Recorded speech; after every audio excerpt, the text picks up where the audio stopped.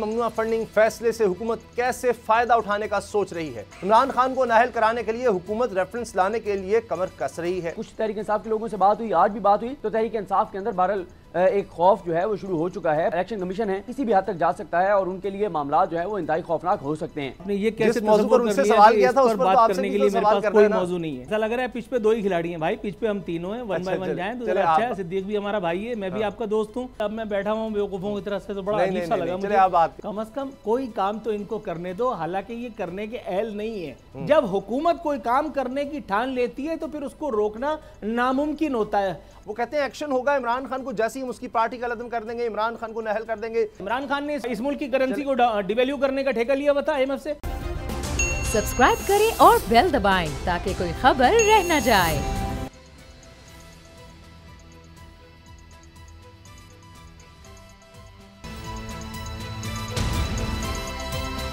अब पता चला। बिस्मिल्लाहिर्रहमानिर्रहीम, अस्सलाम वालेकुम। मैं हूं मोहम्मद उसामा गाजी और आप देख रहे हैं अब पता चला। आज के प्रोग्राम में बात करेंगे ममनुआ फंडिंग फैसले से हुकूमत कैसे फायदा उठाने का सोच रही है और इस फैसले पर कौन सवाल उठा रहा है और कौमी असम्बली से पास होने वाले दूसरे नया तरमीमी बिल में कौन कौन सी तरामीम शामिल हैं। खबर यह है कि ममनुआ फंडिंग केस फैसले को हुकूमत ने अपना आखिरी सहारा समझ लिया है। गलत फहमी यह है कि इस सहारे PTI को मैदान से निकाल बाहर कर दिया जाएगा, यूं अपनी सियासत को बचाया जाएगा। लेकिन पेशगोई यह है कि हुकूमत का यह वार भी नाकाम जाएगा, बल्कि सियासी पंडित हुकूमती इरादे देखते हुए खबरदार कर रहे हैं कि लेने के देने पड़ सकते हैं। लेकिन कड़वा सच ये भी है कि हुकूमत ने नविश्ता दीवार को पहले पढ़ा न अब। PDM के सियाने इसे किसी खातिर में लाने को तैयार है। अफवाहें गर्म है कि ममनुआ फंडिंग के सहारे नई साजिश तैयार है। इमरान खान को नाअहल कराने के लिए हुकूमत रेफरेंस लाने के लिए कमर कस रही है। मंजूरी वफाकी काबीना से ले ली जाएगी। वज़ीर-ए-आज़म हाउस में PDM और इत्तेहादी जमातों का सरबराही इजलास, और इसकी जो कहानी सामने आई है इसके मुताबिक इमरान खान और PTI की दीगर क़यादत के नाम ECL में डालने की मंजूरी वफाकी काबीना कल देगी। वफाकी वज़ीर दाखिला राना सनाउल्लाह ने खबरदार कर दिया है कि PTI को कल रेड जोन में एहतजाज करने नहीं दिया जाएगा। वाकिफ़ान हाल का दावा है कि हुकूमत अगले चंद दिन में PTI रहनुमाओं के खिलाफ ऑपरेशन क्लीन शुरू करने जा रही है, जिसमें पूरे पाकिस्तान में मुख्तलिफ टीमें बैक वक्त कार्रवाई करेंगी। असद कैसर, कासिम सूरी, इमरान इस्माइल, शाह फरमान समेत दीगर रहनुमाओं की गिरफ्तारी हो सकती है, जबकि इमरान खान के खिलाफ इलेक्शन कमीशन फैसले के तहत FIA और दीगर मुतल्लिका इदारे कार्रवाई कर सकते हैं। क्यों? क्योंकि हुकूमत इस ममनुआ फंडिंग फैसले को लेकर सियासत में तूफान उठाना चाहती है। इसका अंदाजा इस बात से लगा लें, हुकूमत को ना बलूचिस्तान में सैलाब ज़दगान की मुश्किलात की परवाह, ना महंगी बिजली, जालिमाना टैक्सों के खिलाफ ताजरों और ट्रांसपोर्टर्स के एहतजाज का गम, सिर्फ और सिर्फ ममनुआ फंडिंग फैसले के मुर्दा घोड़े में जान डालने की। इसलिए कल से लेकर आज तक विफाकी वज़रा और हुकूमती इत्तेहादी 2 दर्जन से ज्यादा प्रेस कॉन्फ्रेंसेस कर चुके हैं। क्या ऐसे करके हुकूमत इमरान खान की मकबूलियत को कम कर सकेगी? क्या ऐसे PTI और इमरान खान के खिलाफ मजबूत बयानियां बना पाएगी, या फिर तोशा खाना फरागोगी वाले मामले की तरह यहां भी मुंह की खानी पड़ेगी? इसी से आगाज करेंगे।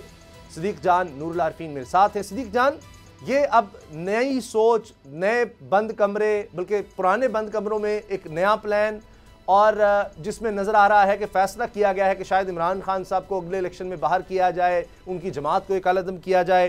तो आपको क्या लग रहा है कि ये इतना आसान होगा ये सब कुछ करना? देखिए, ये ज़ाहिर है, ये तो आप जो बात कर रहे हैं वो ग्राउंड रियलिटी यही है कि बहुत मुश्किल है, बल्कि तकरीबन नामुमकिन है। लेकिन उसामा गाजी साहब, इस वक्त जो चीज़ें चल रही हैं वो आपके भी सामने हैं। पिछले 3, साढ़े 3, 4 माह में जो चीज़ें हुई, उनमें से बहुत सारी चीज़ें ऐसी हुई जो जिन पे यकीन नहीं किया जा सकता था कि ये भी इस मुल्क में हो सकता है। लिहाजा मैंने कल भी थोड़ी सी बात की थी, फिर कल रात मेरी कुछ तहरीक इंसाफ के लोगों से बात हुई, आज भी बात हुई, तो तहरीक इंसाफ के अंदर बहरहाल एक खौफ जो है वो शुरू हो चुका है, परेशानी शुरू हो चुकी है कि जो इलेक्शन कमीशन है वो बहरहाल किसी भी हद तक जा सकता है और उनके लिए मामला जो है वो इंतहाई खौफनाक हो सकते हैं। तो ये परेशानी तो बहरहाल शुरू हो गई है। और बाकी जहाँ तक बात है, ये जो आपने मियां नवाज शरीफ साहब की बात की, देखिए मियां नवाज शरीफ साहब जब पाकिस्तान से गए थे तो उन्होंने पाकिस्तान से जब गए थे तो वो फैसला कर चुके थे कि वो अपनी ज़िंदगी में पाकिस्तान वापस नहीं आएंगे, वो पाकिस्तान वापस आने के लिए नहीं गए थे। अब जो कोशिश हो रही है इसमें उसामा गाजी साहब, जो एक बड़ी डेवलपमेंट है वो ये है कि जो इस वक्त हुकूमत में इत्तेहाद में शामिल जमातें हैं, उन्होंने मुख्तदर हलकों को वाज़ेह पैगाम दे दिया है कि अगर 2022 में इलेक्शन हुए तो पीडीएम में शामिल तमाम जमातें, पीपल्स पार्टी, हुकूमती इत्तेहाद में शामिल तमाम जमातें 2022 में होने वाले इलेक्शन का बायकॉट करेंगी।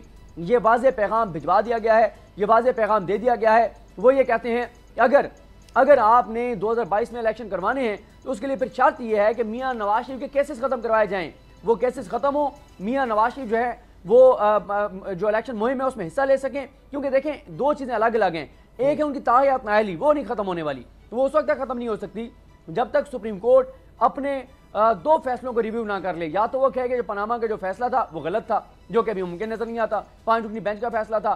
दूसरा, सुप्रीम कोर्ट ये कहे कि 62(1)(f) के तहत जो नाअहली है वो ताहयात नहीं होगी। ये दोनों चीज़ें अभी होती नजर नहीं आ रही, लिहाजा ताहयात नाअहली तो उनकी खत्म नहीं हो रही।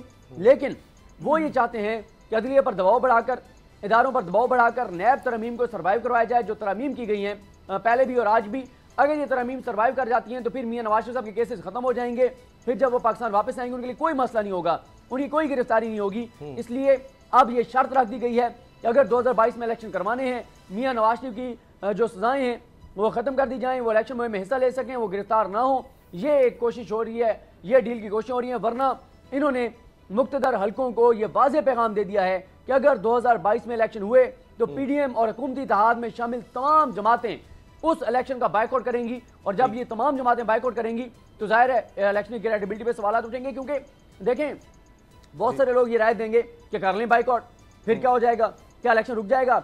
मसला ये है कि ये ठीक है, ये बात इस बात में ये बात करने की हद तक ठीक है, लेकिन अगर आप इसको हकीकत की नज़र से देखें तो फिर इलेक्शन की क्रेडिबिलिटी बहुत मशकूक हो जाएगी।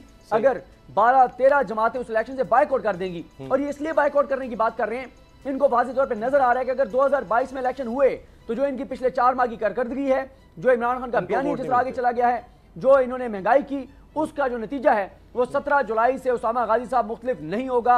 अगर पंजाब में नून लीग के साथ ये हुआ है, अगर लाहौर में उनके साथ ये हुआ है, हुकूमत होते हुए ये हुआ है, तो फिर आप अंदाजा लगाएं जब निगरान सेटअप होगा तो फिर इनके साथ क्या होगा। ये बताएं कि ये बात भी हो रही थी कि शायद हुकूमत में आके कोई ऐसी कानून साजी कर ली जाए, क्योंकि हमने आगे नैब के हवाले से तो बात करनी है कि नवाज शरीफ साहब की वापसी का कोई रास्ता हमवार हो सके, लेकिन शहबाज शरीफ साहब ने शायद उधर तवज्जो नहीं दी या डील का वो हिस्सा नहीं था, इस पर भी नाराजगी चल रही है। देखें डील का हिस्सा था, मियां नवाज शरीफ को वापस आना था, डील का हिस्सा था, मियां नवाज शरीफ के केसेस खत्म होने थे, मरियम नवाज साहिबा को पासपोर्ट वापस मिलना था, मरियम नवाज साहिबा ने बाहर जाना था। ये मैं नहीं कह रहा कि बाहर जाकर उन्होंने वापस नहीं आना था, ये गलत बात है, उन्होंने बाहर जाना था, जाके वापस आना था। ये नहीं है कि वो बाहर मुस्तकिल तौर पर जा रही थी, मियां नवाज शरीफ को पाकिस्तान आना था। तो लेकिन हुआ ये है कि मियां नवाज शरीफ साहब जो हैं वो नहीं आ सके। और मरियम नवाज साहिबा का आप याद करें, उसामा गाजी साहब रमजानुल मुबारक के आखिरी 4-5 दिनों में याद करें, जब मरियम नवाज साहिबा ने पासपोर्ट वापस लेना था, 4 या 5 मरतबा बैंक टूटा था, कोई जज ये जुर्रत नहीं कर रहा था कि वो मरियम नवाज साहिबा को पासपोर्ट वापस करे। यानी इस हद तक अवामी दबाव का असर है।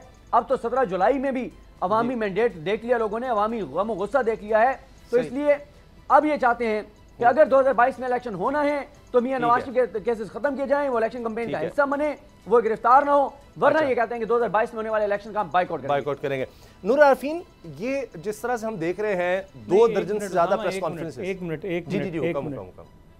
2 दर्जन मौजूआत पे आप सिद्दीक जान से गुफ्तगू कर चुके हैं। अब आप मुझसे किसी और नए मौजू पे बात करेंगे तो ये सब पिछला जो गया उसको उस पर आमन्ना सदकना आप जरूर उस पर कमेंट करें, लेकिन और आपने ये कैसे मौजू पर उनसे सवाल किया था उस पर बात करने के लिए मेरे पास कोई मौजू नहीं है। नहीं देखिए, मैं ये अर्ज करना चाह रहा हूँ कि मतलब 1 बाय 1 खेले ना यार, मतलब ऐसा लग रहा है पिच पे 2 ही खिलाड़ी हैं भाई, पिच पे हम तीनों हैं, 1 बाय 1 जाएं तो अच्छा है। सिद्दीक भी हमारा भाई है, मैं भी आपका दोस्त हूँ, मतलब किसी के साथ ज्यादती नहीं होनी चाहिए, थोड़ा सा प्रोटोकॉल जरा आप भी फॉलो करें, मुझे भी अच्छा लगेगा। अब मैं बैठा हूँ बेवकूफ़ों की तरह से तो बड़ा अजीब सा लगा मुझे। मैंने कहा भाई मैं 2 बातें आपसे जरूर कहना चाहूंगा सिद्दीक जान की इजाजत से, क्योंकि सिद्दीक जान ने ये मौजू छेड़ा है और ये मौजू मेरी छेड़ है। अच्छा, आपने कहा कि पीटीआई और इमरान खान के खिलाफ ये जो कार्रवाई, यार भाई होंठों पे उनके मेरा नाम ही आए तो सही, बरसरे इल्जाम ही आए, हुकूमत कुछ करने जा रही है यार, इसको कुछ तो करने दो। कल मैंने आपसे कहा था कि हुकूमत में दमखम नहीं है कुछ करने का, उन्होंने अगर इस बात को सीरियस ले लिया तो अगर आप भाई को क्रेडिट नहीं दे सकते तो ठीक है, मैं इसे आपकी मजबूरी समझ लूंगा, लेकिन यार हुकूमत को कुछ तो करने दो। ये जब से आए इन्होंने पेट्रोलियम प्राइसेस कम नहीं किए, ठीक है, पेट्रोल की कीमतें कहाँ से कहाँ ले गए, इन्होंने माशी कसाद बाजारी को कहाँ से कहाँ पहुँचा दिया, डॉक्टर मिफ्ता इस्माइल हमारी हालत को इन्वर्टेड कॉमाज में बेहतर बनाने के लिए कहां से, जिसको कहते हैं पता नहीं, एजेंडा ला करके और हम पर नाफज किए जा रहे हैं। कम से कम कोई काम तो इनको करने दो, हालांकि ये करने के अहल नहीं है। दूसरी बात, आपने ये कैसे अज्यूम कर लिया कि अगर ये हुकूमत इन लोगों के साथ कुछ ऐसा वैसा करने जा रही है तो कोई उनका हाथ रोकेगा? सिद्दीक जान और आपसे मैं ये पूछना चाहता हूँ निहायत अदब के साथ, हुकूमत वक्त का हाथ दुनिया में कभी कोई रोक सका है? भाई जब अनाने इक़्तिदार उसामा गाजी के हाथ है तो सिद्दीक जान और आरफीन सिद्दीकी बेचारे बन जाते हैं। जब सिद्दीक जान के हाथ में इक़्तिदार का डंडा है तो फिर आप, मैं और आप ऐसे ही बन जाएंगे, और जब इक़्तिदार मेरे हाथ में आएगा तो आप दोनों जो है वो 12वें खिलाड़ी बन जाएंगे। जब हुकूमत कोई काम करने की ठान लेती है तो फिर उसको रोकना नामुमकिन होता है, और अगर ये काम रियासत अपने हाथ में ले ले तो फिर तो अलमान अलफीज हो जाता है। जैसे अकबर बुगटी साहब के साथ जो कुछ हुआ, अब ये एक लंबी बहस है कि उनके साथ जो कुछ हुआ वो रियासत का यानी करना था या उस वक्त की आमिराना हुकूमत का वो करना था। सही। आखिरी बात उसके बाद फिर आप सवाल कीजिएगा, फिर हम लोग खेलेंगे। अच्छा आरफीन, इसी में थोड़ा सा आपने जिस तरह जो बात फरमाई मैं अर्ज कर दूं कि देखिए जो हुकूमत के हामी मईशतदान है वो कह रहे हैं कि देखिए डॉलर 10 रुपए नीचे चला गया है, स्टॉक एक्सचेंज ऊपर चलेगी, अभी ये फैसला ही आया है, तो अगर इमरान खान को माइनस कर दें तो मईशत तरक्की करेगी। जिस तरह नैब को काबू किया है, मईशत तरक्की, पहले कहते थे कि नैब खत्म हो जाए तो मईशत तरक्की करेगी, अब उनका फोकस ये है सारा। इमरान खान से कितना भी इख्तिलाफ रहा हो मेरा पिछले 3.5 साल में, लेकिन इससे बेहुदा बात मैंने आज तक नहीं सुनी। अबे भाई क्या इमरान खान मतलब तुम्हारे नाव के ऊपर पैर रख करके खड़ा हुआ है?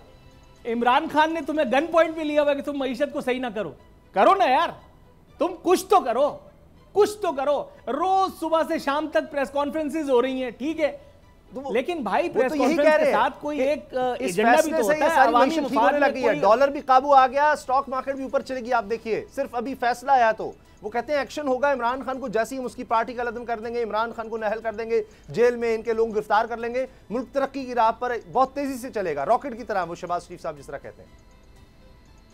नहीं, मैं I don't by this nonsense. ये मतलब क्या, इमरान खान ने इस मुल्क की करेंसी को डिवैल्यू करने का ठेका लिया हुआ था IMF से, और ये मिफ्ता इस्माइल जो आए उन्होंने IMF से जो कुछ किया है, यानी हद हो गई। आर्मी चीफ को टेलीफोन करना पड़ गया।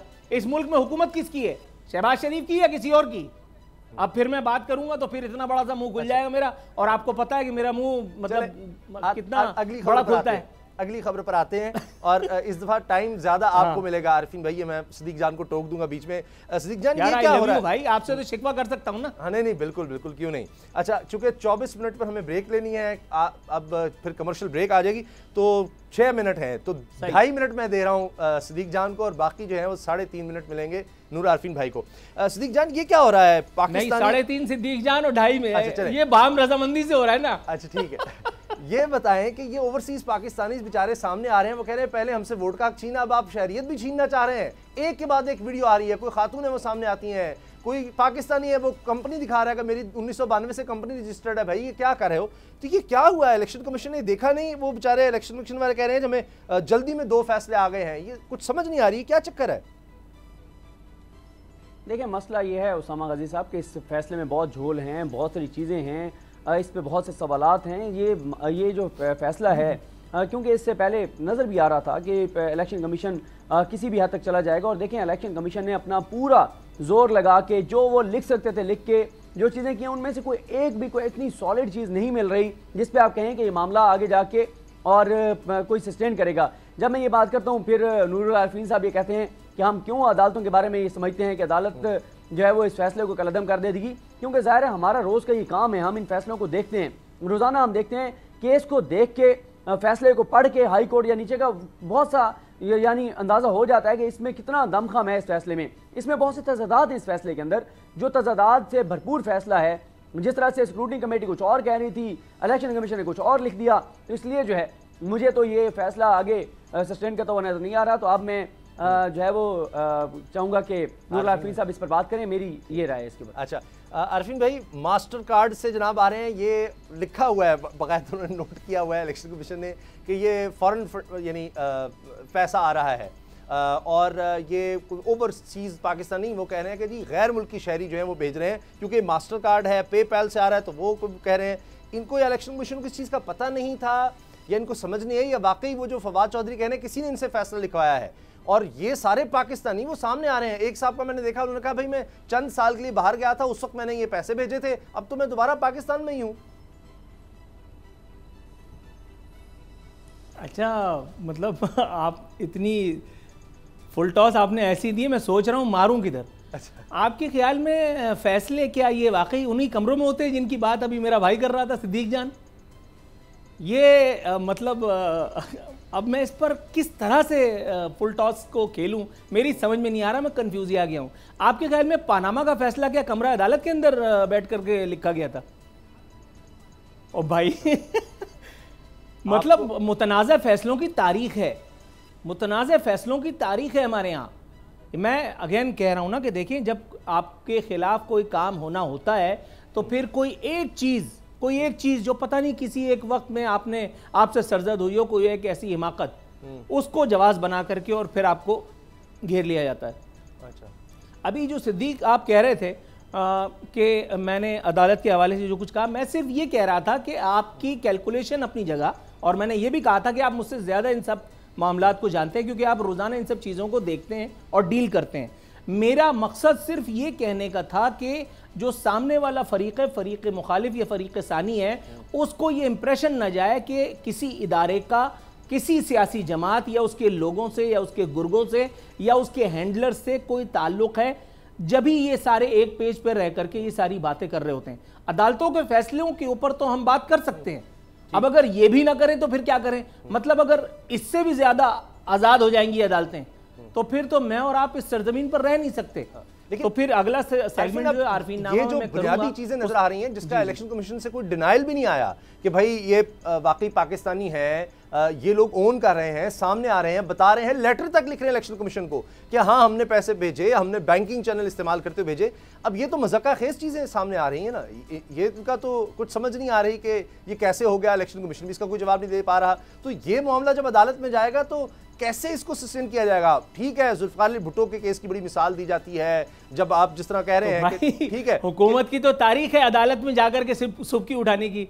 एक और दफा सुबकी हो जाने दीजिए, मैं और आप ज़हनी तौर पे तैयार है, ट्रांसमिशन होगी इसके ऊपर, खुल करके खेलेंगे हुकूमत को, उसके बाद फिर धूल चटाएंगे। तो कैलकुलेशन तो हमारी यही बता रही है ना। और ये तहरीक इंसाफ का कदम करना, इस सब से क्या होगा? हुकूमत की सुबकी होगी और उनको इसकी कोई परेशानी नहीं है कि जिस केस को बेस बना रहे हैं उसमें इतने झोल और इतने मसाइल हैं। देखिए उसामा, मैं एक बात अर्ज करूं, जी, जो कुछ इमरान खान ने, और इमरान खान ही की बात करूंगा मैं, पीटीआई नहीं कहूंगा क्योंकि इमरान खान इस पीटीआई, जो कुछ इमरान खान ने पीडीएम की जमातों के साथ किया है, इवन अपोजिशन में इमरान खान अकेले ने जो नवाज शरीफ सरकार के साथ और नवाज शरीफ उस वक्त के वजीर आजम के साथ जो कुछ किया था, वो ग्रज तो अभी दिलों में बाकी है ना।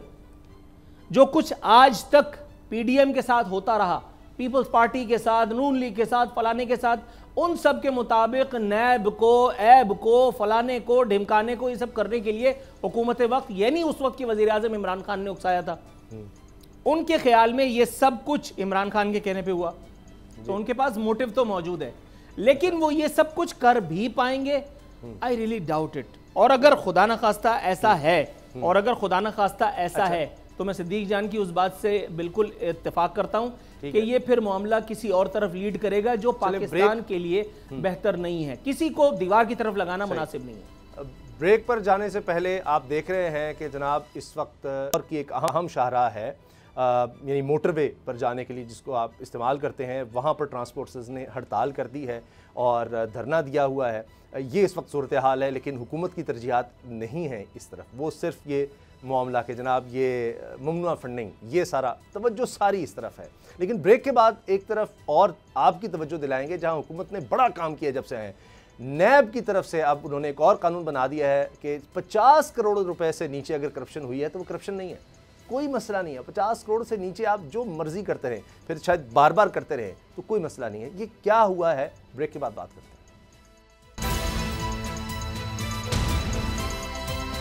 अब पता चला। जिस तरह प्रोग्राम के आगाज़ में नूरुल आरिफीन कह रहे थे कि हुकूमत कुछ काम करती है तो उसको तो करने दें, कुछ तो कर रही है, चले इमरान खान के खिलाफ ही सही, लेकिन साथ साथ कुछ काम इस हुकूमत ने आते ही शुरू कर दिए थे। मिसाल के तौर पर ओवरसीज़ पाकिस्तानी वोट के हवाले से, फिर नैब कवानीन के हवाले से, और वो काम मुसलसल जारी है, वो रुक नहीं रहा। अब कुछ नई तरामीम आ गई हैं, वो सुनिए आप। 50 करोड़ रुपए से कम करप्शन केसेस की तहकीकात नैब नहीं कर सकेगा। 50 करोड़ से कम अगर करप्शन है तो इसकी तहकीकात नैब नहीं कर सकता। सदर से एहतसाब अदालत के जजेस की तकर्री का इख्तियार ले लिया गया है वफाकी हुकूमत के पास। ये जो मौजूदा PDM हुकूमत है इसके पास आ गया, जज अब ये अपनी पसंद से लगाएं। इसके साथ जनाब सेक्शन 16 में भी तरमीम की गई है, जिसके तहत किसी मुल्ज़िम के खिलाफ मुकदमा वहीं की एहतसाब अदालत में चलेगा जहां जुर्म का इर्तिकाब हो। ये ख़ास तौर पर आपने देखा जिस तरह जाली अकाउंट सामने आए थे, वो पापड़ वाला, और वो जरदारी साहब चाहते थे कि हमारा सिंध में ही केस जाए, वहाँ पुलिस इंतज़ामिया आप सब जानते हैं, वहाँ तो कोई साफ़ी भी कत्ल हो जाए तो क्या होता है आपको पता ही है। अच्छा, इसके अलावा जनाब एक और सेक्शन 19E में भी तरमीम की गई है। नैब को हाई कोर्ट की मदद से निगरानी की इजाज़त देने का इख्तियार भी वापस ले लिया गया है।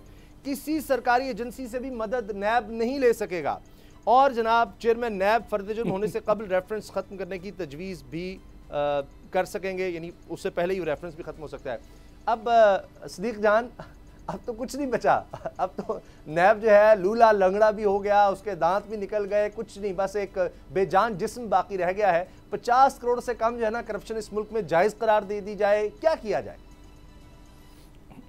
देखिए, मेरा ख्याल है कि ये जो नैब की बिल्डिंग है यहाँ पर जो रेड जोन के अंदर, वो बहुत बड़ी बिल्डिंग है। मेरा तो ये ख्याल है कि उस बिल्डिंग को खाली करवा के वहाँ कोई पनागाह बना दें, कोई लंगर खाना बना दें, या उसको किराए पे देकर उसका जो किराया है वो अवामी फलाह बहबूद पे, को गरीबों के ऊपर खर्च कर लें, क्योंकि आपको ज़रूरत नहीं रही नैब की। मतलब आपने जो कुछ किया है इसके बाद क्या ज़रूरत है इस इदारे की? 2 बड़ी बिल्डिंग्स इस्लामाबाद में यहाँ मौजूद हैं, एक यहाँ हमारे ऑफिस के करीब है और एक रेड जोन में। ये दोनों इतनी बड़ी बड़ी इमारतें जो हैं वो खाली करवा के कोई अवामी फलाह का काम इनसे करवा लें, कोई किराए पे दे दें। मतलब क्या करना है आप इन इमारतों का, क्या करना है इस इदारे का? इसको वैसे ही आप ख़त्म कर दें। जब आपने करप्शन और लूट मार के तमाम चीज़ों को एक ऐसा सर्टिफिकेट दे दिया है, एक ऐसा आपने उनको कानूनी शेल्टर दे दिया है कि आप कोई पूछ नहीं सकता, किसी का एहतसाब नहीं हो सकता। और ये उसामा गाजी साहब जो आपने बताया कि केसेस जहाँ के वहाँ चलेंगे, ये मामला इतना आसान इनके लिए नहीं होगा, क्योंकि आसिफ अली जरदारी साहब के जो केसेस ट्रांसफ़र हुए थे इस्लामाबाद, वो सुप्रीम कोर्ट के हुक्म पर हुए थे। और वजह ये थी कि जब ये मामला चल रहा था वहाँ पर कराची के अंदर, जब JIT सुप्रीम कोर्ट ने बनाई थी तो वहाँ JIT इमरान को जान से मारने की धमकियाँ दी गई, उनके ऊपर दबाव था और काफ़ी रिकॉर्ड जो है नहीं दिया जा रहा था, जिस वजह से सुप्रीम कोर्ट ने ये सारा मामला इस्लामाबाद शिफ्ट किया था। तो ये भी अब देखना होगा कि ये कानून तो बदल रहे हैं, क्या सुप्रीम कोर्ट के फैसले के ऊपर ये असरअंदाज भी हो सकते हैं कानून साजी करके, ये चीज़ देखनी होगी। वैसे भी ये तमाम तरमीम जो हैं वो चैलेंज हो चुकी हैं। और इसमें ख्वाजा हारिस जो हैं वो इमरान खान के वकील हैं, जो पहले नवाज शरीफ साहब के वकील थे वो इमरान खान के वकील हैं। और ख्वाजा हारिस साहब सुप्रीम कोर्ट में बता रहे हैं कि जो तरमीम हुई है इससे कैसे करप्शन लूटमार होगी, कैसे वो बच जाएंगे, कैसे केसेस दब जाएंगे। ये सारी चीज़ें ख्वाजा हारिस बता रहे हैं, जो सबसे ज़्यादा शरीफ खानदान का कच्चा चट्टा जानते हैं, क्योंकि सबसे ज़्यादा इनके केसेस ख्वाजा हारिस साहब ने किए हुए हैं। तो मामला बहरहाल सुप्रीम कोर्ट में, देखें सुप्रीम कोर्ट इस पर क्या फैसला करता है। आरिफीन, कराची और सिंध के मामला आप बड़ी बेहतर तरीके से देख रहे होते हैं, आपने तो अरसा गुजारा सारा कुछ देखते हुए। अब क्या बनेगा यहाँ, आप कराची और सिंध में क्या देखते होते हुए? कुछ नहीं, ये जो जमहूरियत को डीरेल करने के लिए आपने बिलावजह आसिफ जरदारी साहब को तंग करने के लिए उनका एयर टिकट भी बचेगा, और किसी और आदमी पर इस तरह का केस फाइल करके उसको जहनी उसका तनाव भी जो है वो अब नहीं उस पर डाला जा सकेगा। गोया मजमूई तौर पर यह है कि अब जमहूरियत की गाड़ी चैन से चलेगी। अच्छा, दूसरी बात ये बिल्डिंग को खाली कराने वाली जो बात कर रहे थे, बात ठीक है, आइडिया बुरा नहीं है, लेकिन मेरे अपने हिसाब से इस इदारे ने अभी तक किया क्या था? इस इदारे में जो कुछ भी हुआ है वो एक तारीख़ है। बताया जाता रहा है कि हमने इतनी रिकवरी की। किसी और इदारे ने कभी इस बात को बाय किया जितनी एक्स इसके चेयरमैन बताते थे कि हमने इतने अरब रुपए जो है वो कौमी ख़जाने में जमा कराए? मिनिस्ट्री ऑफ फाइनेंस का कोई लेटर, कोई चिट्ठी, कोई किसी इदारे की एक्नॉलेजमेंट, कभी किसी ने उनकी बात को ऑथेंटिकेट किया? नैब का इदारा जनरल परवेज़ मुशर्रफ ने बताया ये था कि मैं एहतसाब के लिए कायम कर रहा हूँ, और जनरल अमजद से लेकर के और फिर आज तक जो कुछ भी हुआ उसकी तारीख़, वो अब डिटेल में जाएंगे तो बात बोरिंग हो जाएगी। लेकिन नैब ने माँ सिवाय सियासी तौर पर लोगों को पसोपेश में डालने के, लोगों की तजलील के और कौन सा कारनामा अंजाम दिया था जो अब नैब कोई तुक का काम करता जो उससे हाथ पैर उसके काट करके और उसको लूला लंगड़ा। आपकी बात ठीक है आरफीन, लेकिन कम से कम केसेस थे, एक परेशानी तो थी ना इनको, तभी तो इन्होंने कहा कि नैब के होते हुए मुल्क नहीं चल सकता, नैब के होते हुए। उसामा, मैं आपको हल्फिया बता रहा हूं, इनको कोई परेशानी नहीं है। उसामा, मैं आपको हल्फिया बता रहा हूं, इनको कोई परेशानी नहीं है। जो अदालती निज़ाम बहुत माजरत के साथ यहाँ पर मौजूद है, उसी अदालती निज़ाम के उयूब सुकुम उसको एक्सप्लॉइट करते हुए वकीलों की फौज जफर मौज यहाँ मौजूद है इन लोगों के पास। इनको मूव भी नहीं करना होता, इनके वकील जा करके खेलते कूदते रहते हैं। सिद्दीक जान बैठा हुआ है, उससे बात करें, वो आपको सब बताएगा। ऑन एयर अगर ना सही तो ऑफ एयर कम से कम वो मेरा ख्याल है मेरी 70-75% बातों को तो एक्नॉलेज कर देगा। अच्छा, लेकिन बिलीव करें इन लोगों को कोई परेशानी नहीं थी। खुदा की कसम परेशानी याद आ रही है, तकरीबन 11 अरब रुपया महकमा खुराक का, वो जिस तरह गंदम चोरी सिंध में हुई, वो फिर वापस नैब ने जमा करवाया था महकमा खुराक में। तो इनको तो पैर धो धो के भी नहीं चाहिए थे नैब के। सिंध हुकूमत का 11 अरब रुपया बचा लिया था नैब ने, और ये तो ऑन रिकॉर्ड है। यार अब मैं कुछ कहूंगा तो बात कहीं से कहीं निकल जाएगी।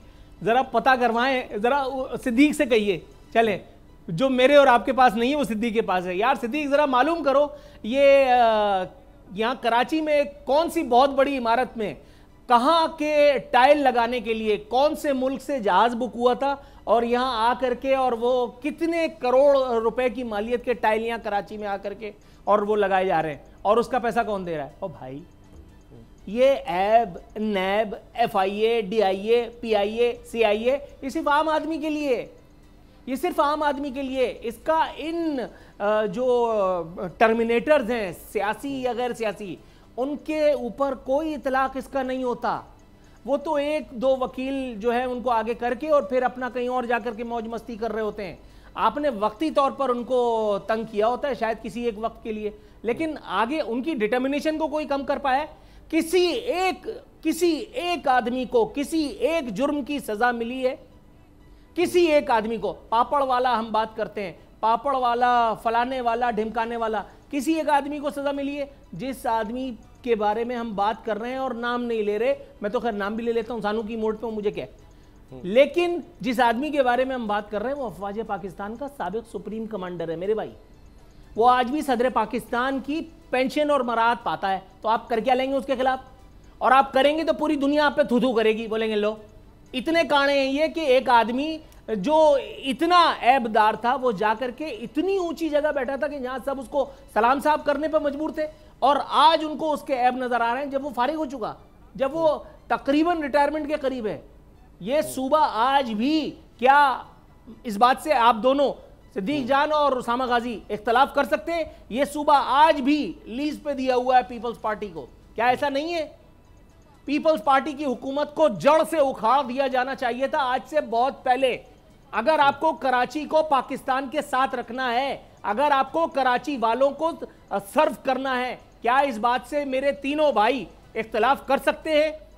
पीपल्स पार्टी जब तक पाकिस्तान की सियासत में मौजूद है, पीपल्स पार्टी सुहाने रूह का किरदार अदा करती रहेगी कराची वालों के लिए।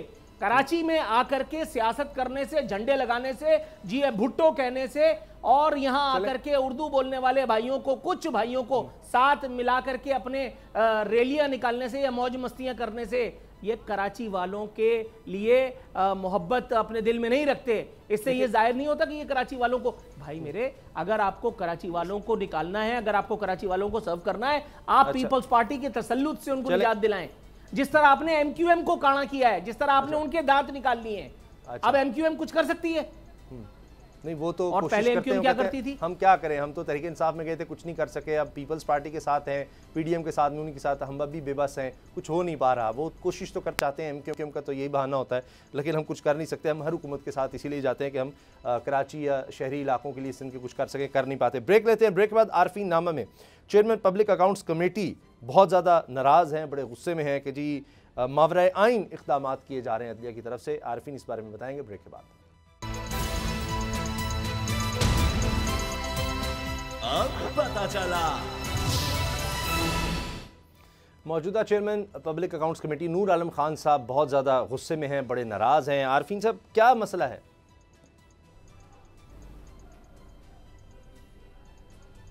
मसला तो बड़ा साफ है। ज़ाहिर है पिछली 2 मरतबा से जो हम बात कर रहे थे पब्लिक अकाउंट्स कमेटी के चेयरमैन की जानिब से, बल्कि पब्लिक अकाउंट्स कमेटी की जानिब से जो बुलवाया गया था, जो दावतनामा भेजा गया था इन्वर्टेड कॉमास में साबिक चेयरमैन नैब को, उसकी नौबत किसी तौर आ ही नहीं पा रही। अतमाम हुज्जत के लिए जब हुकूमत को चिट्ठी लिखी गई नूर आलम खान साहब की जानिब से, यानी बाल्फाज दीगर पब्लिक अकाउंट्स कमेटी की जानिब से, तो उसके बाद फिर ज़ाहिर है कल जैसा कि मैंने बताया था कि जस्टिस को जस्टिस मिलने से इस मुल्क और कौम में इंशाअल्लाह किसी का कोई भी नहीं रोक सकता। उनको जस्टिस मिल गया। जस्टिस रिटायर्ड जावेद इकबाल साहब इस्लामाबाद हाई कोर्ट गए थे। इस्लामाबाद हाई कोर्ट से उनको बहरहाल जो है नवीद मुसर्रत सुना दी गई कि उनको जो लापता अफराद के कमीशन के सरबराह के तौर पर उनको रिप्लेस करने की जो रिकमेंडेशन दी गई थी वो उसे नल एंड वॉइड कर दिया गया है ताहुक्म सानी। नूर आलम खान साहब का बड़ा ज़बरदस्त तफसीली उनका बयान मेरे सामने मौजूद है। मैं इसके कुछ नुकात आपके सामने पेश करने की इजाज़त चाहता हूँ। फरमा रहे हैं कि सुप्रीम कोर्ट का जज रहने वाला शख्स ख़वातीन को हिरासा करता है और अगर कमेटी में तलब किया जाए तो अदालत चले जाते हैं। अच्छा, मैं अपना वर्जन इसमें कम से कम रखने की कोशिश करूँगा, लेकिन यहाँ मैं इंतहाई इख्तिसार के साथ उसे एक वीडियो का हवाला दूँगा कि जो नैब के साबिक चेयरमैन और साबिक जस्टिस यानी जस्टिस रिटायर्ड जावेद इकबाल साहब के हवाले से सामने आई थी, और उस पर आज तक एक मरतबा भी उन्होंने ये कहने की जहमत नहीं उठा रखी कि ये उनका कोई हमशक्ल या कोई मैनिपुलेशन करके या कोई फैब्रिकेशन के ज़रिए से ये वीडियो जो है वो बनाई गई है और इस वीडियो में नज़र आने वाला शख्स जस्टिस रिटायर्ड जावेद इकबाल साहब नहीं है। कौमी असम्बली में इजहार ख्याल करते हुए नूर आलम खान साहब ने फरमाया कि कुछ इदारे आइन की खिलाफ वर्जी कर रहे हैं। Public accounts committee rule number 201 के तहत उन्हें तमाम इदारों के माली एहतसाब का इख्तियार हासिल है, यानी being public accounts committee chairman. अब वो रूल नंबर 201 मेरा ख्याल है जस्टिस रिटायर्ड जावेद इकबाल साहब को गौर से पढ़ना होगा, या उनको रिलीफ देने के लिए जो लोग आगे पीछे हैं उनको ये ज़रूर देखना होगा कि किस बात का सहारा लेकर के नूर आलम खान साहब justice x justice retired Javed Iqbal साहब को तंग कर रहे हैं, उनके आराम में, उनकी खिलवत में जो है वो मुदाखलत कर रहे हैं। उन्होंने वही घिसा पिटा आमना जंजुआ वाला जो वाक़या था, जो एक टेलीविज़न चैनल पे उन्होंने बात करते हुए कहा था कि जस्टिस जावेद इकबाल साहब ने एक इंतहाई खूबसूरत खातून को जो अपनी शोहर की हवाले से उनकी दादरसी के लिए गई थी और जा कर के उन्होंने रिपोर्ट की थी कि जी उनके शोहर गुम हो गए, तो जस्टिस जावेद इकबाल साहब ने मुबैना तौर पर उनसे कहा कि तुम्हें शोहर की क्या ज़रूरत है, तुम तो इतनी खूबसूरत हो। वही जुमला, वही बात, वही इंस्टेंस, वही वाक़या उन्होंने उसको कोट किया और वहाँ उन्होंने फरमाया कि जावेद इकबाल कौमी मुजरिम हैं।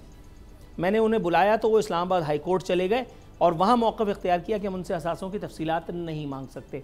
अच्छा, जावेद इकबाल कौमी मुजरिम हैं या नहीं, इसका फ़ैसला तो अदालत ने करना है या इदारों ने करना है। इस्लामाबाद हाई कोर्ट जाने वाली बात मैं दोबारा अपनी उसी टेलीफोन कॉल से कनेक्ट करता हूँ जो मेरी जस्टिस जावेद इकबाल साहब से बीइंग चेयरमैन नैब गुफ्तगू हुई थी। उनसे मैं दोबारा छोटा सा अहवाल पेश कर दूं क्योंकि उस वक्त सिद्दीक नहीं था, लगारी साहब उस वक्त हमारे साथ थे। जावेद इकबाल साहब से जो मेरी गुफ्तगू हुई तो उन्होंने मुझे कहा कि भाई आपने आसमान सर पे उठा रखा है परवेज़ खटक और यानी BRT केस के हवाले से और आमिर कियानी के हवाले से, तो थोड़ा सा टाइम मुझे चाहिए, हम इन चीज़ों पे काम कर रहे हैं और हम डेफिनेटली इंशाअल्लाह ताला इन सारी मामलात को देखेंगे। लेकिन मसला ये है कि मैं खुद एक जज हूँ, ये मैं कोट अनकोट बात बता रहा हूँ। जावेद इकबाल साहब ने जो मुझे कहा, सुबह 9 बजे हमारी गुफ्तगू हुई, मैं नींद से उठा था, उन्होंने मुझे कहा बात यह है कि जब मैं खुद अदलिया से ताल्लुक़ रखता हूँ, जब हम किसी पे हाथ डालते हैं तो ये अदालती उसका सहारा लेने के लिए और अपने वकीला को आगे कर देते हैं और अदालत से स्टे ले लेते हैं। BRT पर भी उन दिनों स्टे था, इसके अलावा और दीगर 2-1 मामला थे उनके ऊपर भी स्टे था। उन स्टे का हवाला उन्होंने मुझे दिया जो बात उस वक्त के हवाले से बिल्कुल दुरुस्त भी थी।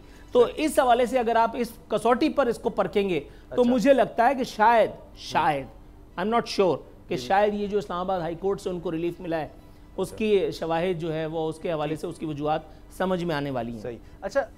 अच्छा अब वही वाली बात जो मैंने कल कही थी, आज नूर आलम खान साहब को तौफीक हुई है, उन्होंने फरमाया साबिक चीफ जस्टिस मियां साकिब निसार ने मोहम्मद और दयामर भाषा डैम के लिए अरबों रुपए इकट्ठे किए, उससे हिसाब मांगा है, लेकिन सुप्रीम कोर्ट ने आइन की खिलाफ वर्जी करते हुए तमाम हिसाबात देने से नेशनल बैंक को रोक दिया है।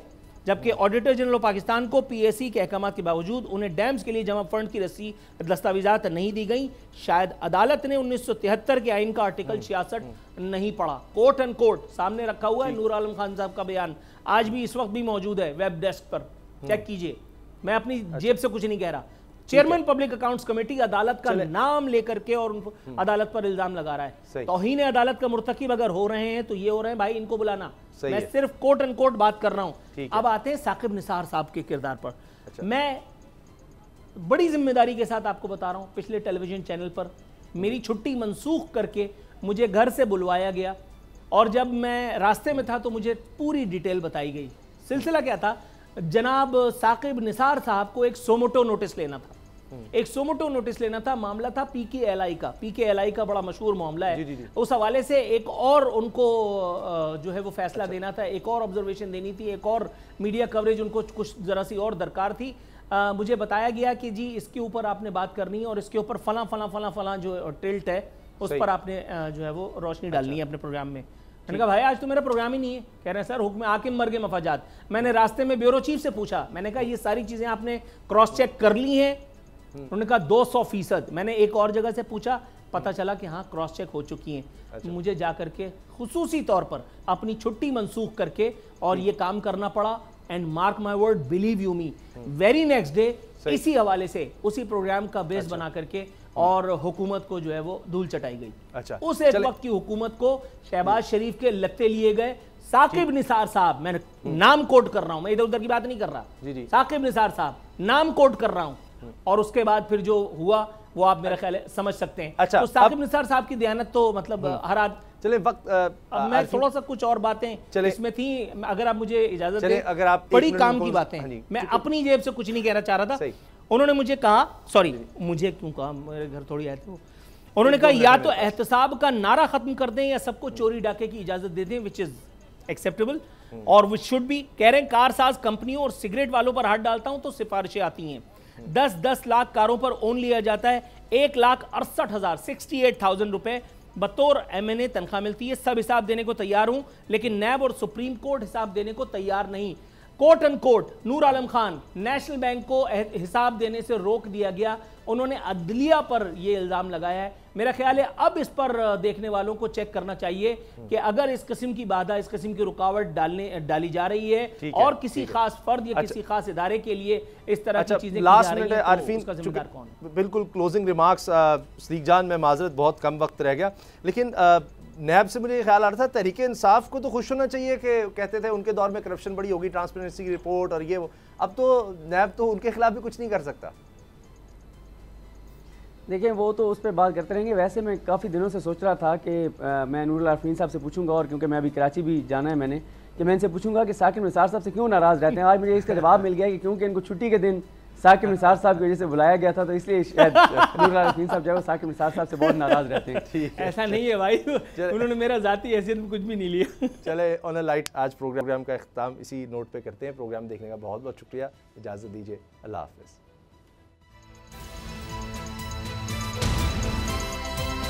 अब पता चला। सब्सक्राइब करें और बेल दबाएं ताकि कोई खबर रह न जाए।